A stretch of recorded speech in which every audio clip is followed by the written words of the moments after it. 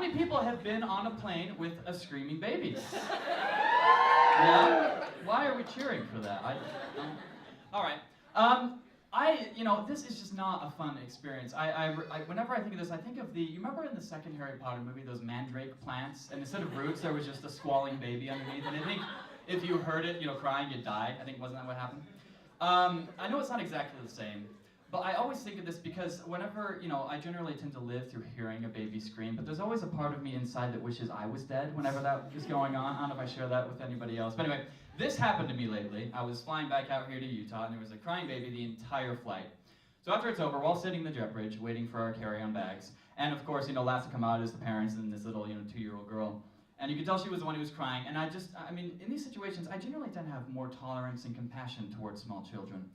I don't know where those qualities vanished to at that moment in my life, but they were completely gone, out of the park. Because I remember looking at this baby, I was just mean. I would just remember looking and going what are you?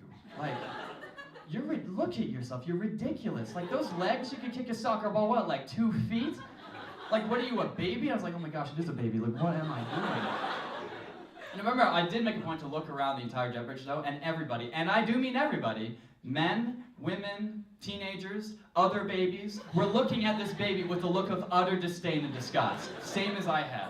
And it was a little disturbing, I'll admit, but at the same time, it was somewhat magical, do you know what I mean? Because I had never met these people before, and yet we were united in a common cause. It wasn't hatred of this baby, but it was a common cause. And I did realize after it was all done that I hadn't realized this before, but children do have the power to inspire humanity to unite under one banner. The banner just so happens to read, little children are really, really irritating, but hey, like baby steps, right? Yeah? So, yeah? That's the laugh you get from that. I know. It's one of those comedians. So, how many of you guys have ever been in a restaurant and you are so ravenously hungry that you do not know what you want to eat? You can't decide. You know what I'm saying? That's happened to me a lot, and I was thinking about it the other day, and I realized that it's an absolutely perfect metaphor for being single. Yeah, because... There we go. Takes a while. Because whether you're thinking, ooh, I don't know, should I go with something I've already had before? Should I try something new? Should I try my luck with something really, really hot this time? See how that works out? That seems like a good idea. You can't make up your mind, and you end up asking your friends and family, who are with you, just what do I do? How do I decide? And it's always, the advice is always the same, it's always, well, what do you want? That's useless advice. Have you seen with what I'm dealing with? I want everything on the menu. I want it all. Unfortunately, since it's not 1862, I can't have it all, can I? I have to choose one. Stick with it. And for that reason, I think this advice should be changed. I don't think it should be, what do you want? I think it should be, what are you okay living your life without? What would you be all right with yourself saying, you know what, I don't need that. I'm all right. I can leave that by the side, and I'll still be happy with myself. Because whether you're at a restaurant or a ward social, you might go there saying, oh, I don't know, I think I might want something a little bit, something rich tonight. That might be a good idea. But a little voice inside says, I don't know, 5 or 10 years down the road, you're going to wish you went with the low-fat option.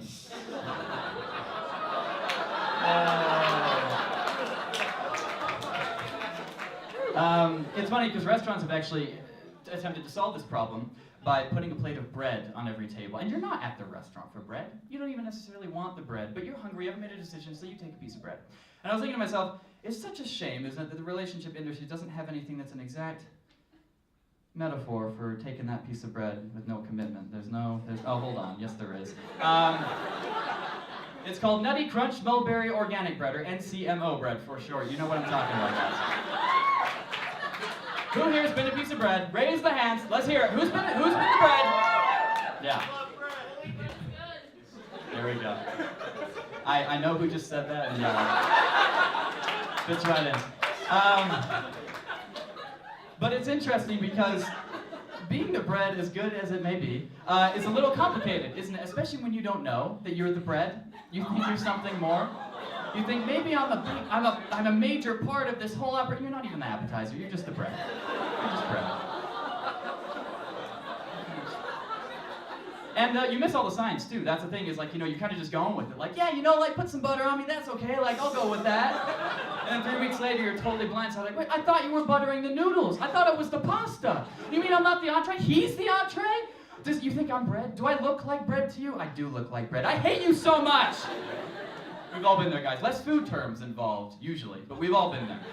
How many TV fans do we have in here tonight? Well, what TV shows do we watch? Breaking Bad. Breaking Bad. Nashville. All right, we got a couple. I love TV. I love TV.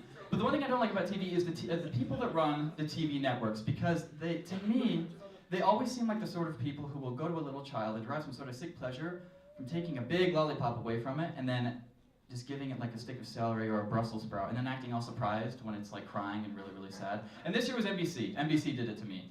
And there I was sitting minding my business, and NBC sits down and goes, "Hey Alex, you enjoying Community over there? Alrighty, let's take that and put it. You can have it back in February or something maybe. But how about dads with kids? That sounds like fun, doesn't it?